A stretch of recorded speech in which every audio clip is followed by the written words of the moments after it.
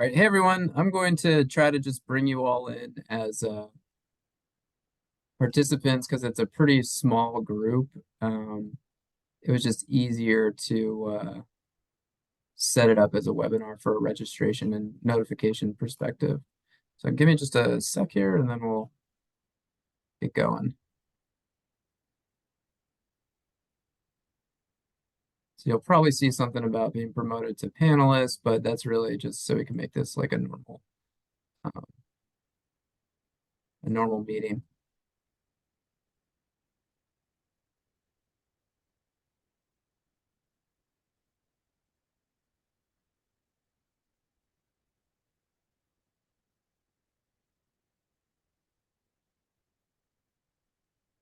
Just about everybody promoted. Give me a minute here.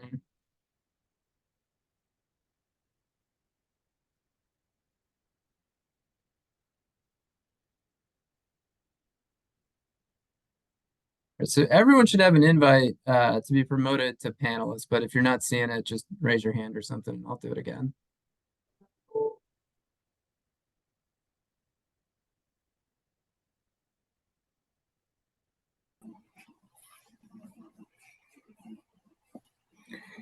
Michael, I'm here but have a camera problem, so I'm going to eat my soup without any members of the audience. How's All right, that?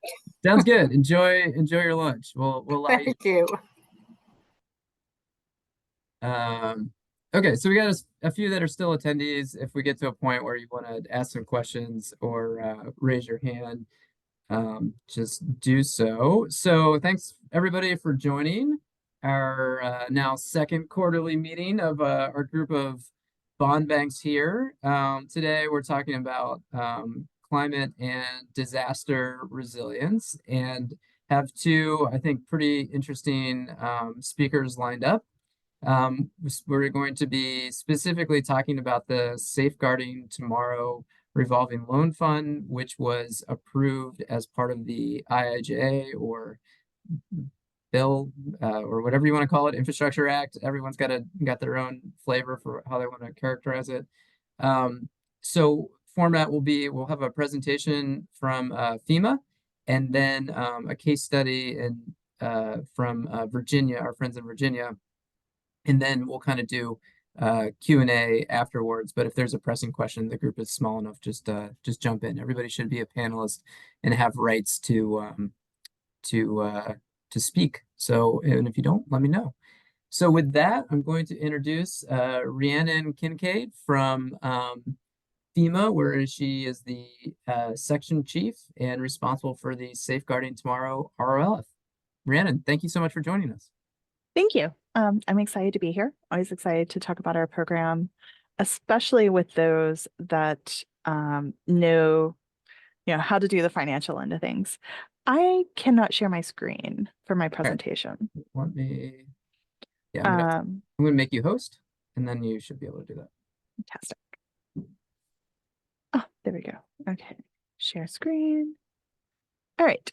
Well, hit the share button. That would help. Oh wait, it is sharing the wrong screen. Oh, are you seeing the presentation or are you seeing the speaker's notes? We see the presentation. Okay, great. On my end, it gets a little wonky. So I am the section chief for the Safeguarding Tomorrow Revolving Loan Fund. We are, like he just said, we're an Infrastructure Investment Jobs Act program created through it is the Safeguarding Tomorrow, officially the full name of our program. I probably should have edited these slides, is the Safeguarding Tomorrow through Ongoing Risk Mitigation, the STORM Act created our program, but for all intents and purposes, calling it the Safeguarding Tomorrow RLF program. We are a brand new program at FEMA that we provide grants to states, tribes, or territories, and then those grants are used as capitalization funding to be given out as loans to local governments for them to build mitigation projects. The entities in our program is very much modeled after the EPA Clean Water Act program. But one of the biggest things is that eligible entities, it is all 50 states, but it is also the District of Columbia, Puerto Rico, Virgin Islands, Guam, American Samoa, and the Northern Mariana Islands, and also certain tribal governments. So at this time, there's around 24, I think, eligible tribes for our program. So we have a little bit more entity eligibility than the EPA program, which creates some unique challenges for some of those other entities that haven't utilized revolving loan funds for capital projects. You guys probably understand revolving loan funds, but just the high level refresher, we provide the grant. The entity, state, tribe, or territory that is the entity has to contribute 10% into their fund before we transfer the funds to them. That fund is then used for assistance to local governments to expedite mitigation activities. The lender, the state, the entity is responsible for monitoring the project progress, taking care of the loan repayment. And then, of course, as these loans are repaid, that funding goes back into the cycle and can be used for new loans, funding more projects. FEMA just sort of has a monitoring process that goes through even after the scope of the grant. We monitor that all of the loans are given through the first cycle of the grant, and then in perpetuity, we have a little bit of monitoring of the program. And just sort of drawing that line between what is the grant and what is the entity loan fund. You know, FEMA provides the grant. That is the capitalization funding for the program. None of that gets paid back to FEMA. None of this is no funding returns to FEMA. And then the entity operates the loan fund. And that is, we have the agreement.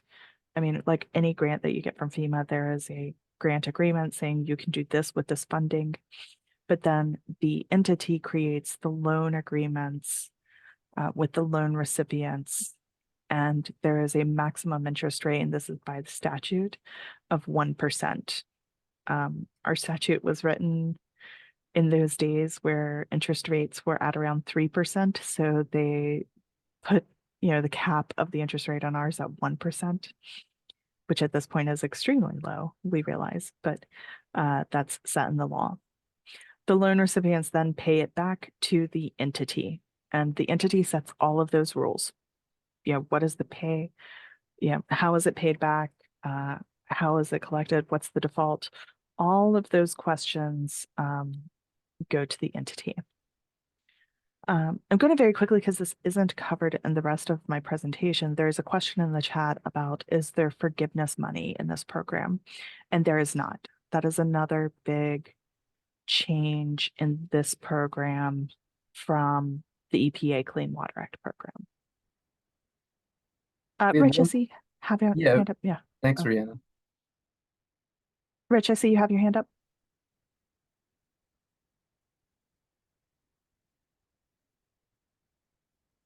You're Hang on, muted. Rich. You're muted there.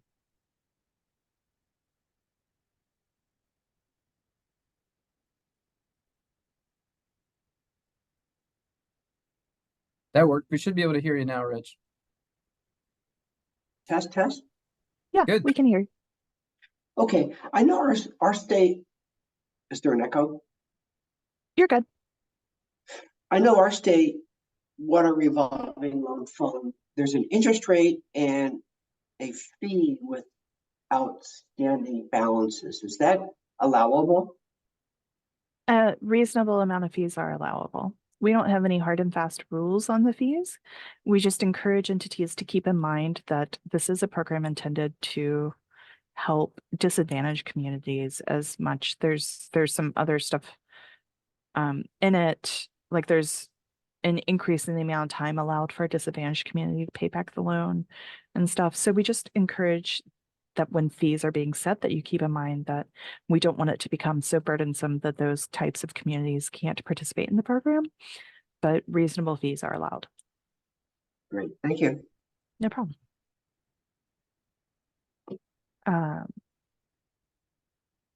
let me see, moving to the next slide. I don't know how familiar you guys are with the FEMA hazard mitigation programs, but our program allows a little bit of funding that, it funds some projects and activities that uh, may not be eligible under other programs. Overall, you can fund activities that mitigate the impact of natural hazards. But you can also use this as the non-federal cost share on other FEMA hazard mitigation assistance programs. We have a lot of big programs that require that local governments contribute up to 25% of the total project cost. And sometimes that is a limiting factor for communities. So these loans can be used for local governments to pay that cost share,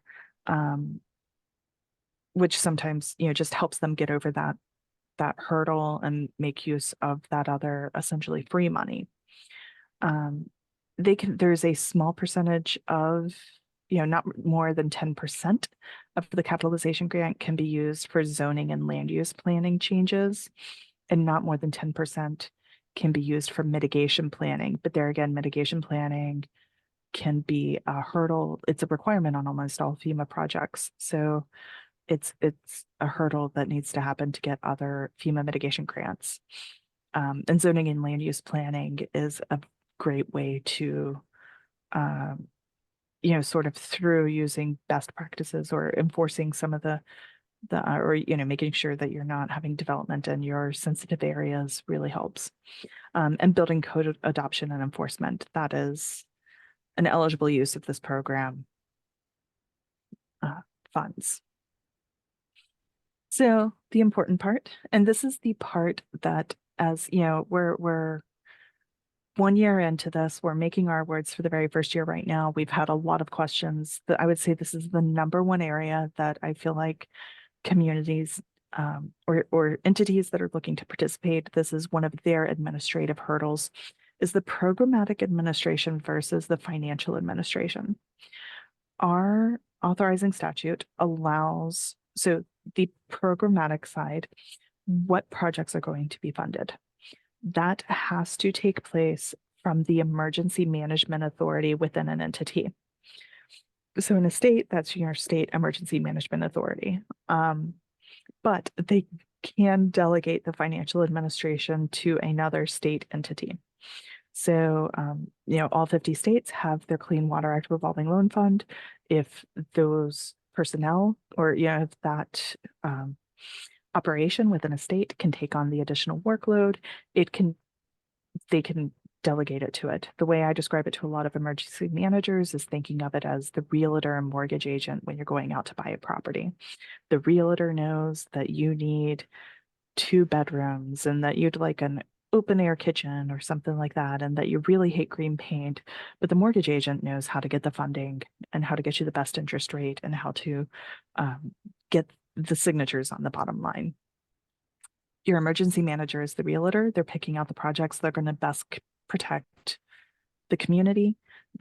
And then you can delegate that financial administration to your mortgage agent type folks. And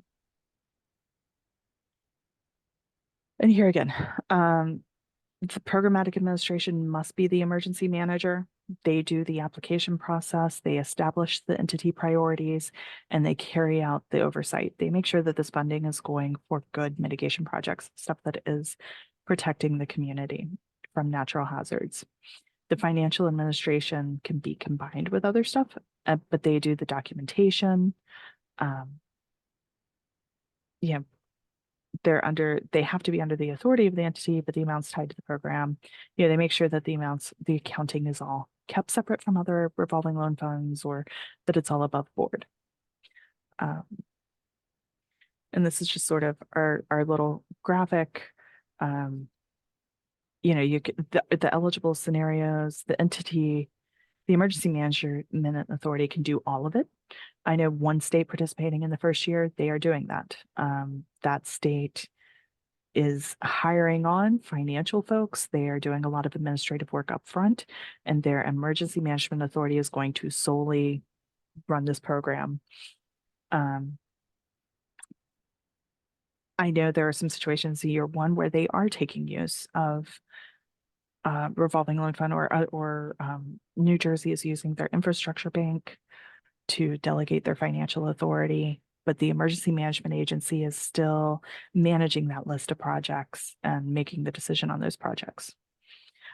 What you can't do is the emergency management agency can't delegate all of it. They can't say that the transportation department is going to run this program. I mean, we can't get an application from the State Department of Transportation, even though there may be hazard mitigation projects that are good in that space. They may need to upgrade a bunch of culverts so that they can handle an increased flow. But it still has to be managed by the emergency agency, the emergency management agency.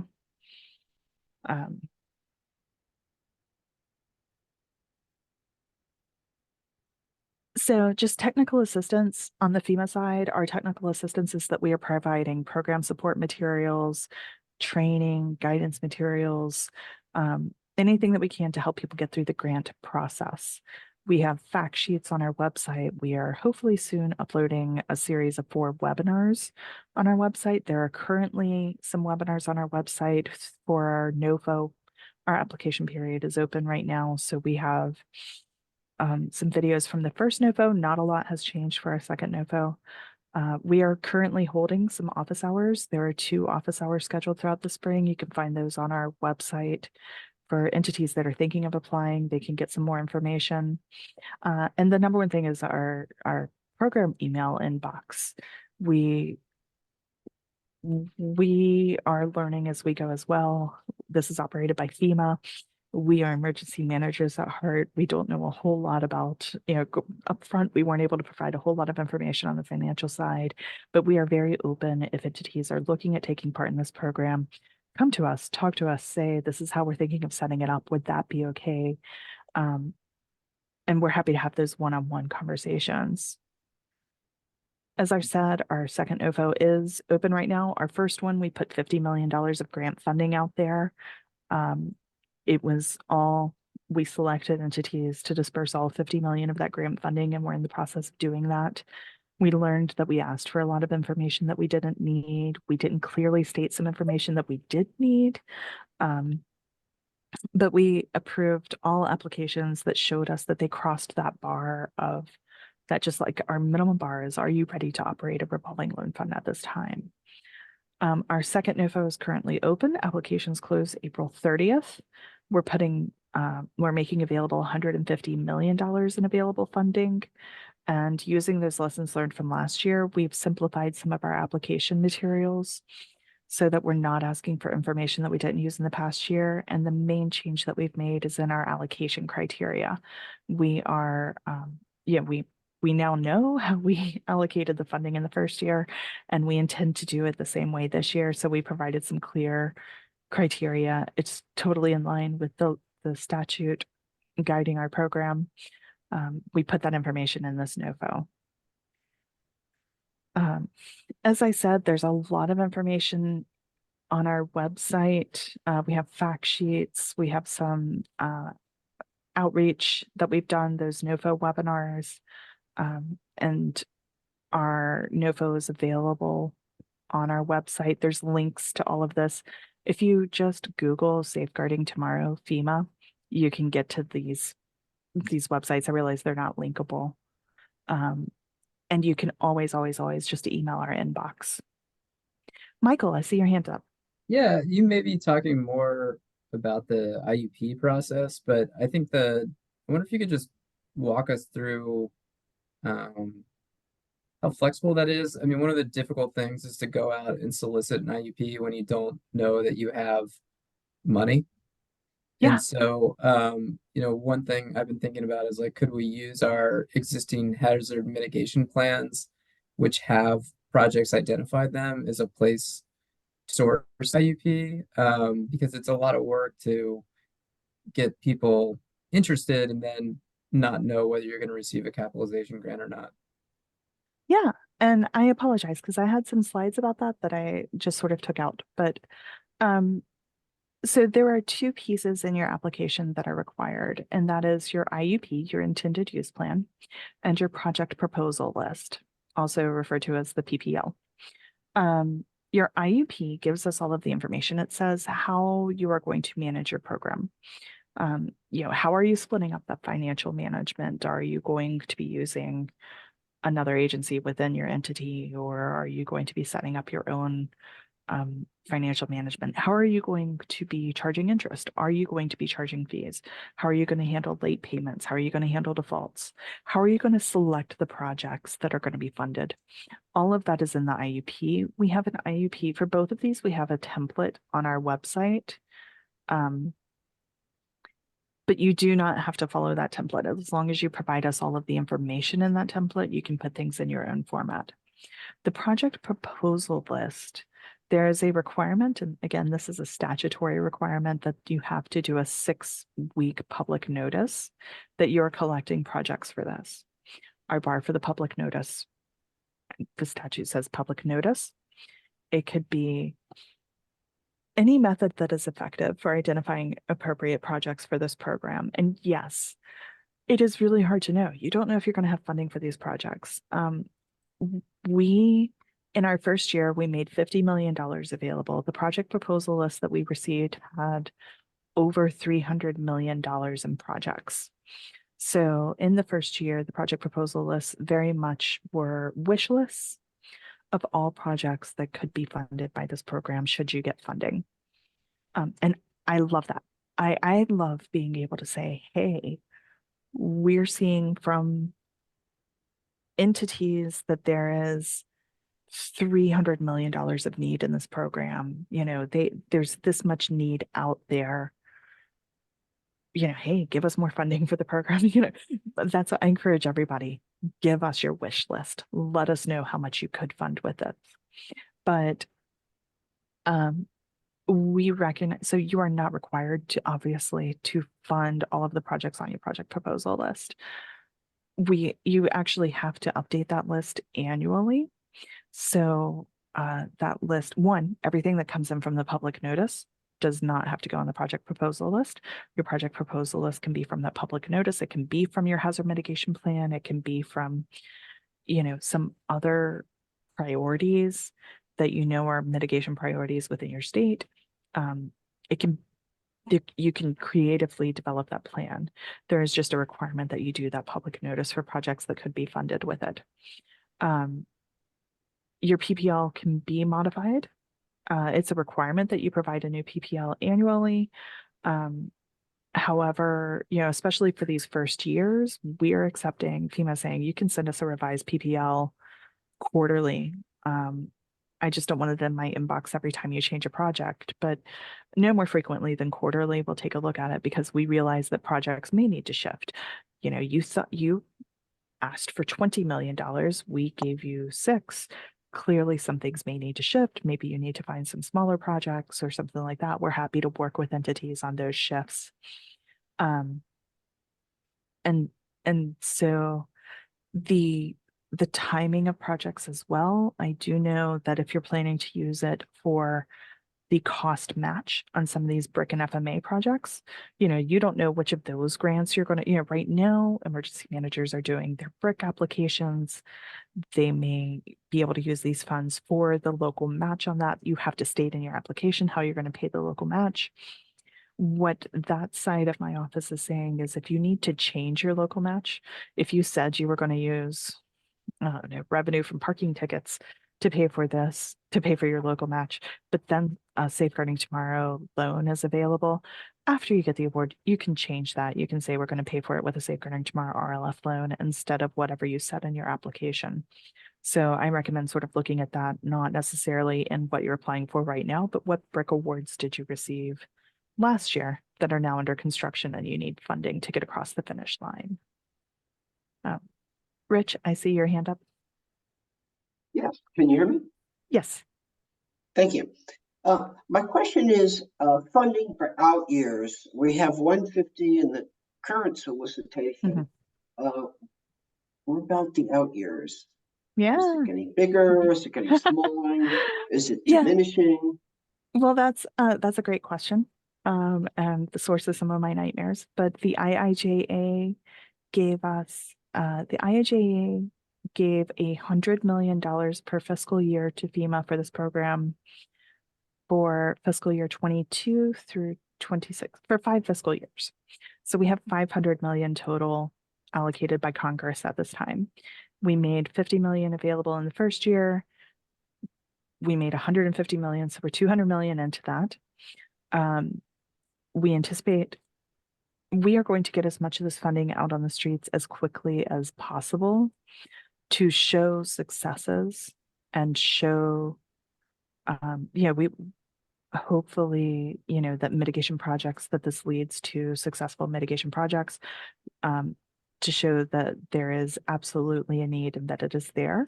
And hopefully Congress will allocate more. At this time, we have enough. I think it's through fiscal year 26, we will be able to offer funding from the current allocations. And we are working as hard as we can to get funding to go forward. Okay. Great. Any other? All right, I'm going to stop sharing. Oh, stop sharing. There we go. And I will hand it back to you, Michael. Great. Well, thank you so much. Do we have general questions for Rhiannon? Idea was to give kind of an overview of the program. Some folks obviously sound like are a little bit more familiar with it than others. Hey, Rhiannon, I have a quick question for you. First of all, thanks for spending time with us this afternoon. Appreciate you being here with us. Do you have a sense if there's certain types of projects or preferred projects that you guys think are folks are looking for in that proposed project list?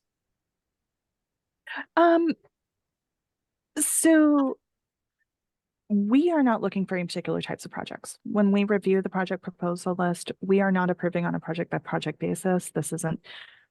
That's one thing with our program. You don't have to do a cost effectiveness analysis. You don't have to prove to us that this is good mitigation. I mean, we definitely want effective mitigation projects to be constructed. So it's totally up to the entity to determine what is a good mitigation project and what is best funded by this. From a personal and programmatic standpoint, knowing the amount of funding, last year our grants were between 5.1 million and I think 6.9 million-ish. So you're not going to solve your $1 trillion mitigation problems with this program. You're going to be able to, that gives you sort of a range of what the size of projects is. And there are some states that are deciding to take this funding and they have like 3 big projects, like $3 million, $1.5 million projects, and they're going to use it to fund those 3. I talked to a state earlier this week that is looking at it too. Like I said, those $10,000 culvert issues, they're looking to solve a whole bunch of their $10,000 little problems statewide. And I really think that is the scale where this program has the chance to make a lot of on the ground impact, is those small towns, those small communities that have the $100,000 struggles that they need to find a solution to protect their community or to elevate a building or, to do some sort of local smaller projects. I think that's where this program, because you're not going to, that program has a lot of potential to benefit communities, or to get across the finish line on those other, if it is a brick or HMA or HMGP project that has been funded, we already know it's a good mitigation project. And, helping that get across the finish line by covering the cost share is definitely a great place to look. Thank So you. does that help? Yeah. Yeah.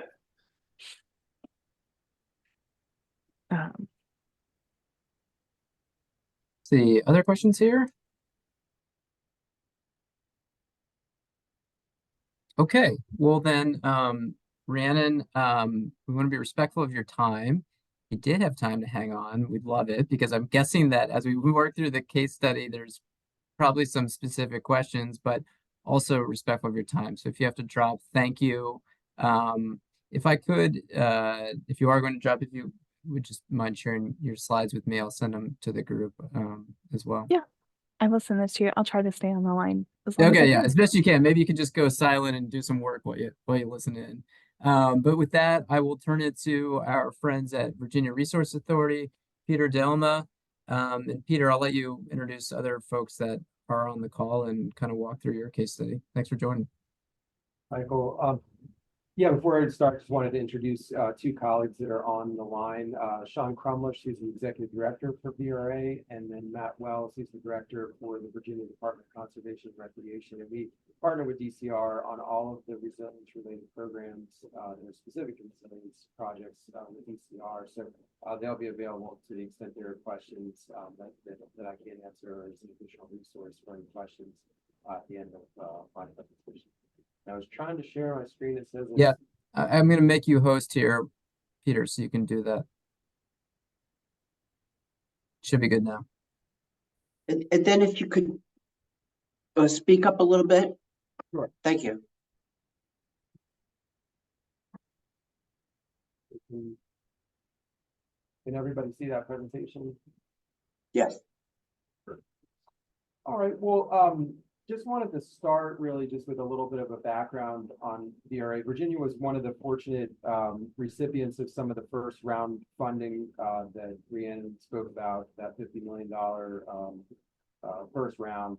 Virginia was fortunate enough to be one of the beneficiaries of that. And so I'll just sort of talk through, it wasn't something that happened overnight in terms of Virginia being ready to obtain that funding. And so just thought I would talk through a little bit of the circumstances that led up to it, since it was sort of the process of the time. But wanted to start just with a short history of VRA. I think when we had the first meeting of bond banks through Zoom, I think we gave a little bit of a brief background of VRA, but just wanted to mention it just so everybody has a little bit of context in terms of who we are. So VRA was created by the General Assembly of Virginia in 1984. So we're right around 4 decades of underwriting experience with local governments in Virginia. Invested about $12 billion in infrastructure projects across the Commonwealth since we were created. And we're probably the most diversified infrastructure financing entity in Virginia in terms of the different types of projects that we can fund. We have 20 different authorized project areas, including several that cross over into the resilience space in terms of flood prevention, dam safety, water, wastewater, stormwater, those types of things. And similar to a lot of the bond bank peers that are on this meeting, our largest programs, we have a general municipal pool called the Virginia Pool Financing Program that issues market-based loans where we enter the public bond market 2 to 3 times a year to fund any one of the authorized project areas that localities might bring to us. And then we also administer the Clean Water and Drinking Water State Revolving Funds, which I know most of the entities on this meeting do as well. So very similar to others, but just wanted to give that context. But VRA also has programs that are specific to resilience, where we partner with the Department of Conservation and Recreation to administer flood-related programs. And the Commonwealth has done a lot of work on resilience planning and mitigation in recent years. Virginia's been drafting a resilience master plan since around 2020 with a strong focus on flood prevention and mitigation. There was a technical advisory committee that was established in late 2020 with a cross-section of government, nonprofit, and private sector stakeholders that were assembled to work on the first phase of this resilience plan, which, among other things, developed some recommendations around resources needed to address flood resilience in Virginia. These recommendations identified specific personnel needs along with various funding needs for projects. And the General Assembly responded by creating 2 programs listed on the slide, the Community Flood Preparedness Fund, as well as the Resilient Virginia Revolving Fund, which were both created in recent years.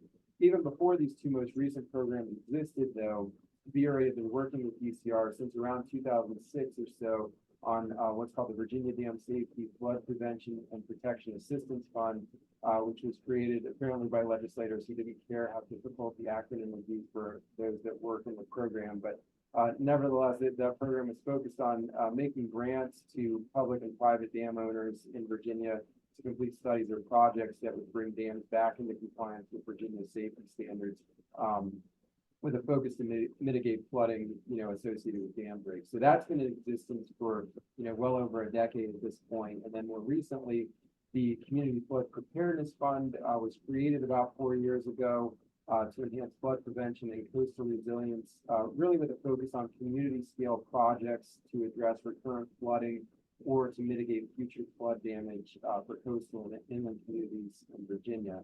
And then most recently, the Resilient Virginia Revolving Fund was created in 2022 with a little bit more of a focus on mitigating property damage from flooding. So,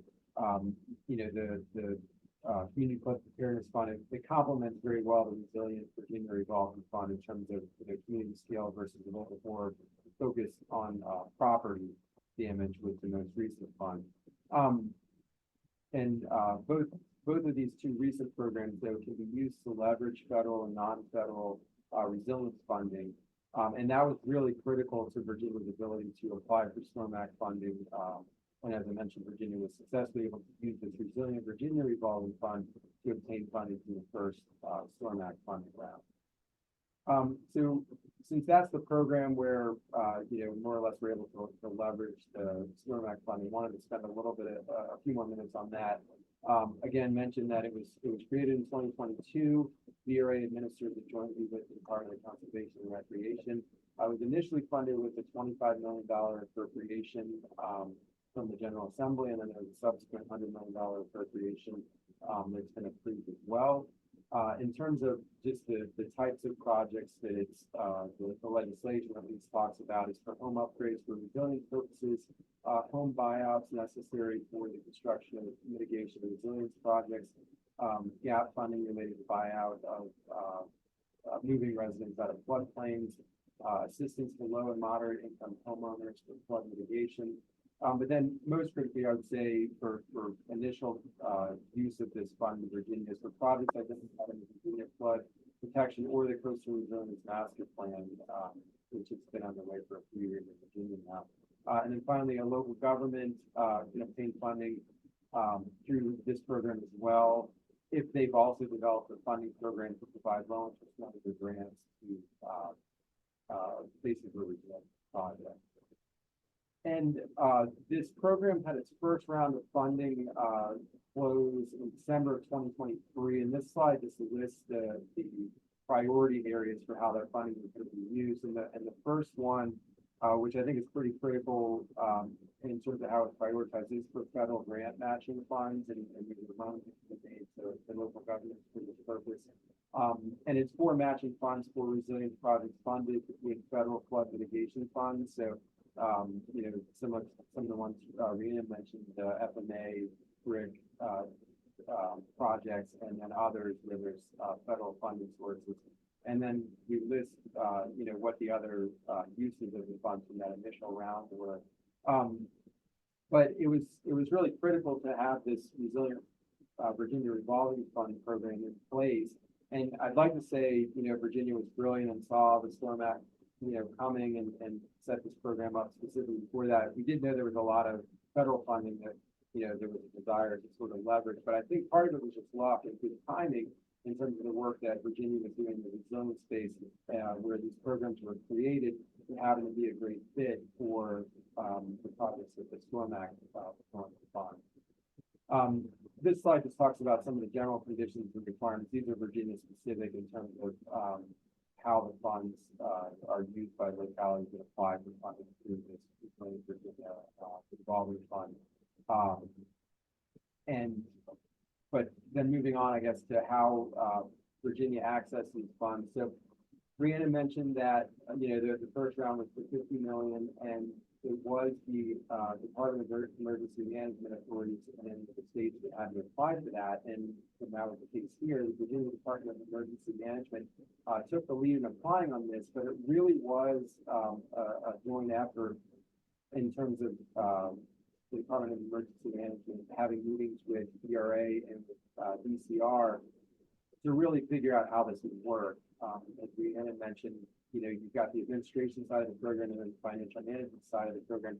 I think if the Department of Emergency Management was, if they were tasked with doing both sides of that, they probably never would have applied because I don't think they had, readily had the means to administer the financial side of it. But that's a very much a strength of the DRA. It's what we do and what, all of the bond banks on the meeting do.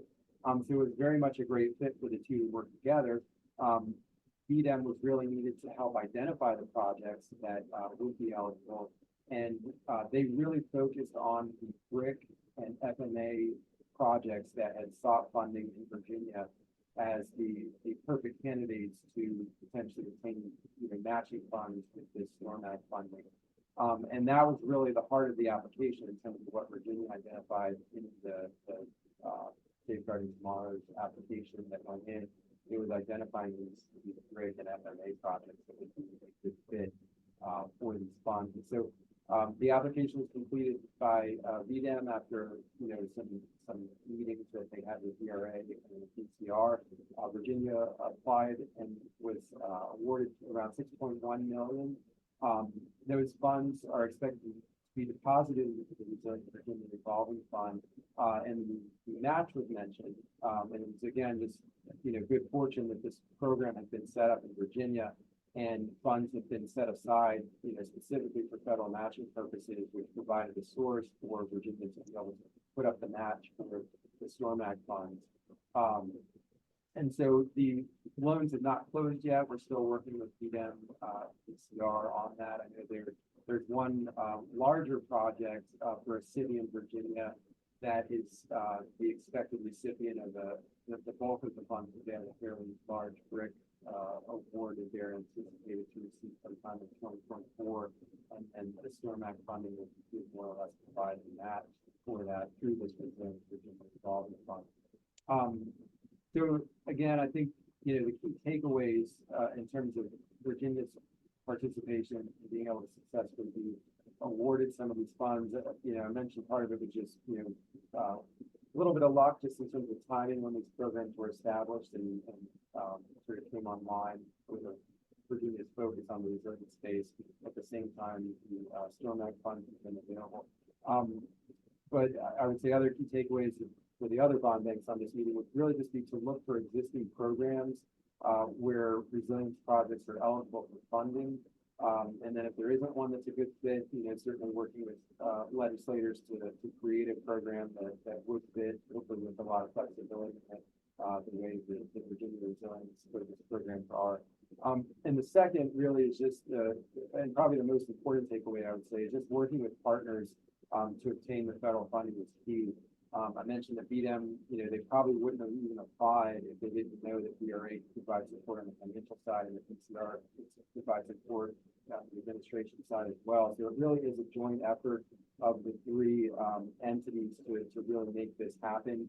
We're still in the infancy of it, so we know there's going to be a lot of lessons learned as we go forward. But knowing that we've got other agencies with project expertise that we can match our financial management expertise with, it's just really critical to make all of this work. And again, I think there was some mention of how you can go about sourcing projects that might be eligible for this, whether it's through resilience plans that are in place in other states. For Virginia, the BRIC and FMA projects, again, just made a lot of sense. They were going to be following the federal procurement requirements anyway, and so it ended up being a good match to identify those projects that would receive the Storm Act funds through a loan to provide them after that. So I'll pause there and certainly happy to answer any questions about Virginia. Peter, this is Michael. Was the initial fund that was created by the state, was that intended to be a grant program or a loan program? Are you talking about the dam safety one or the community flood preparedness? No, the Resilient Virginia, the Resilient Virginia Fund. Right. So it can make grants. I think it's expected to be a revolving perpetual fund. So the goal is really to have the bulk of the funds to go out in that program be loan dollars that will come back. It does have the ability to grants as well. And the community Thanks. preparedness fund, that one has primarily been grants to this point, but it can also make loans, and the expectation on board is that loans will be in that fund as well. So fill out here the federal fund. Got it. And so then just to nail it down, I think you mentioned this, but I want to make sure I understand. Use the brick applications to develop your project priority list, and then just basically reviewed that in the public comment period.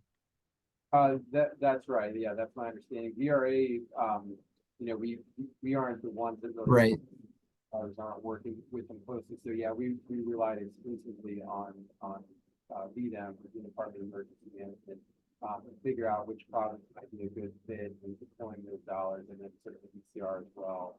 They're the ones who solicit applications for really all three of the resilience programs. Hey, Peter, this is Matt. I can probably shine some light on that too. So yeah, in addition to reviewing the BRIC opportunities for storm, we did an open solicitation for other applications for both the revolving fund and the community flood preparedness fund over a couple of months to take applications for the other categories as well.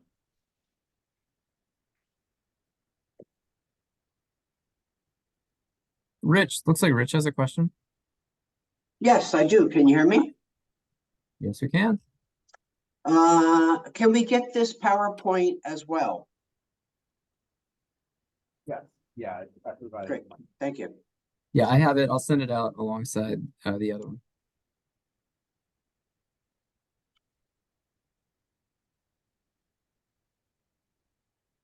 Great. And do you know, Peter, about when you think did you use existing loan documentation on, we'll use existing loan documentation more or less for the,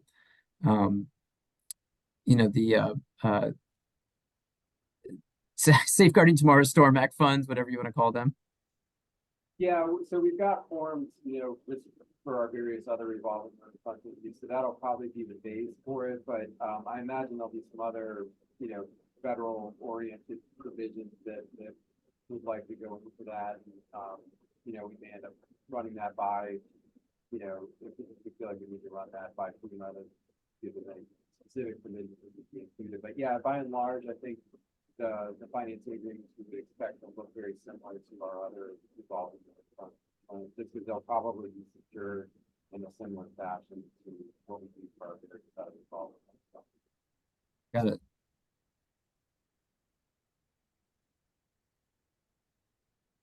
Okay, additional questions from Peter. I found that extremely helpful. I got some thumbs up here. Peter, I'm going to reclaim the host from you here, and we'll just have a quick discussion about our next meeting. So, I thought that was really helpful. It's like, Rhiannon, you've done your duty. Thanks for hanging on with us. We'll really appreciate you joining us. So thanks. Take care. What we had discussed, and I see Rich has a comment in here, and I think Terry had a similar question, is about underwriting and I guess kind of loan policies and procedures, more or less. Terry's got broadband questions also. So we had talked about energy finance for our second quarter meeting, which preliminarily we've scheduled for June. We could do instead kind of underwriting loan policies, credit review if we wanted to.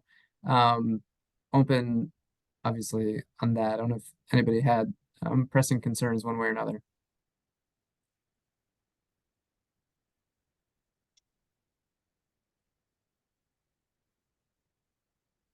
Well, Rich, how about this? What's your level of priority on that? We'll definitely get to it through the course of the year. Would you like to discuss that in June or September, perhaps? Oh, it was hopefully just a quick question. Oh, okay.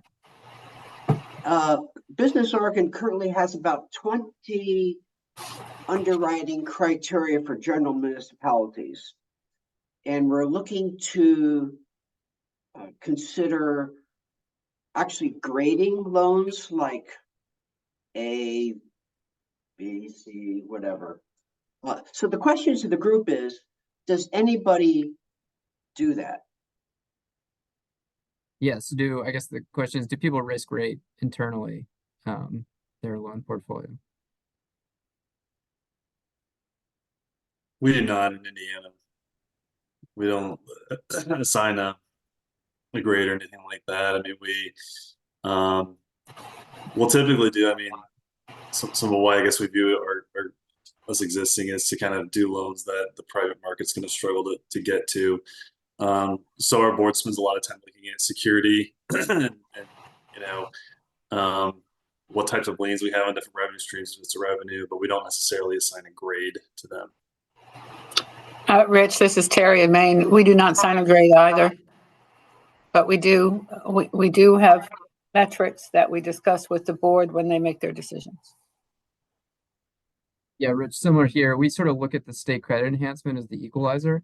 So we obviously do a fairly in-depth credit analysis, but it's ultimately fairly binary in terms of yes, no, or talk to us later, as I think Terry said once. And then yeah, really lean into the intercept in particular to sort of equalize things and give us justification for giving everybody the same rate. This is good information. I'm going to take it back to the folks who are considering this. Yep. Cool.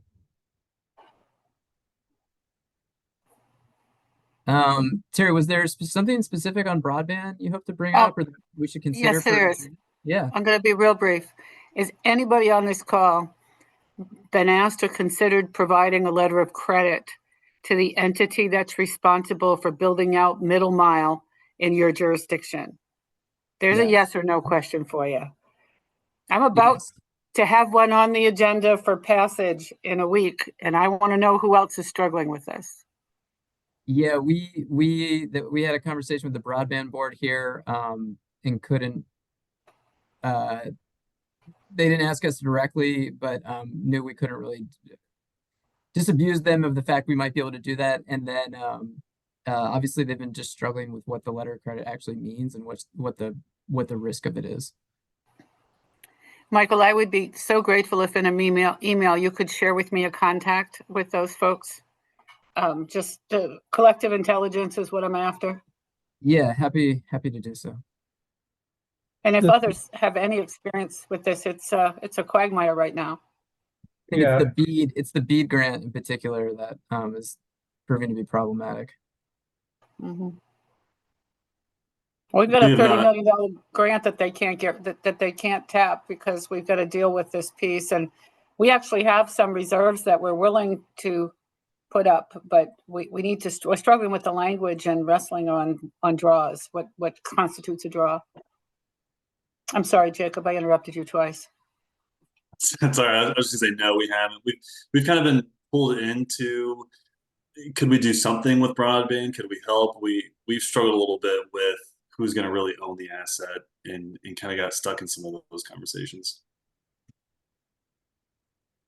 If there's a right way to do this, Vermont has figured it out. We just weren't paying attention.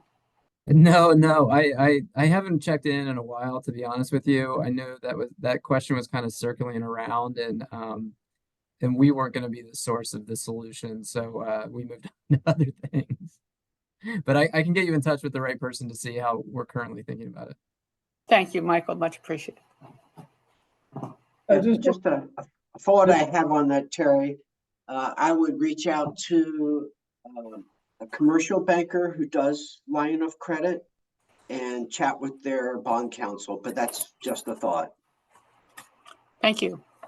This is Sean from VRA. There's a small bank in North Carolina that specializes in letters of credit for the SEC grant. They do these all over the country.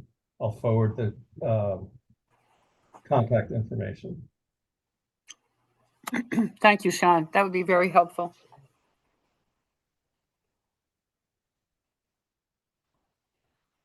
Okay, so we are still thinking, if folks have a strong opinion about our June meeting, we were thinking about sources of capitalization for energy finance.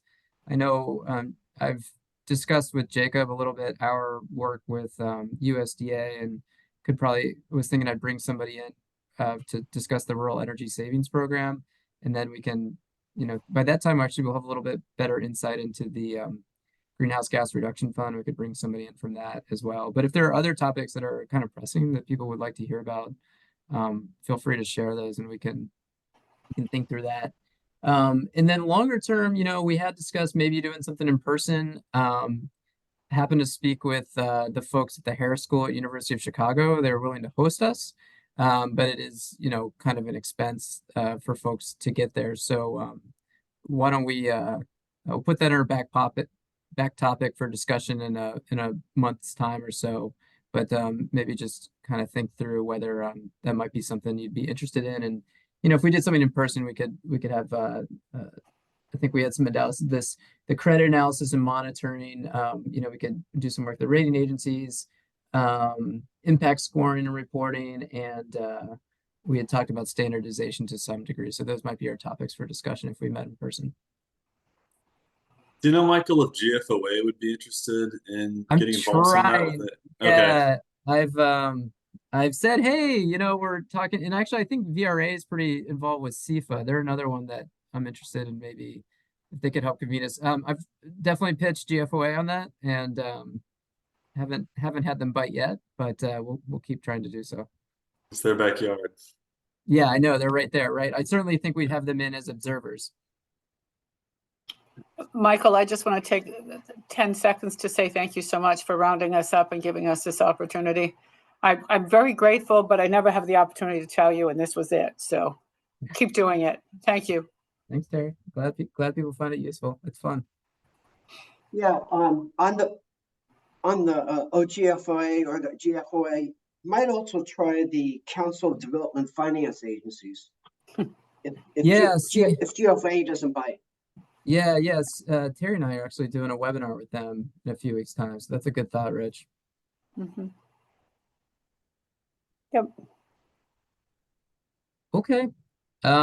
Well, I have to jump to a pricing call. So it was great to see everyone. And I will do two things. I'll send out the presentations, and we're also recording this. So we'll put it on the Bond Bank's very popular YouTube channel for others to review. Most of our videos have 3 views, so we'll see. Let's see if this is the most. Thanks, everyone. Take care. Thank you all. Thanks, Michael. Bye. Take care.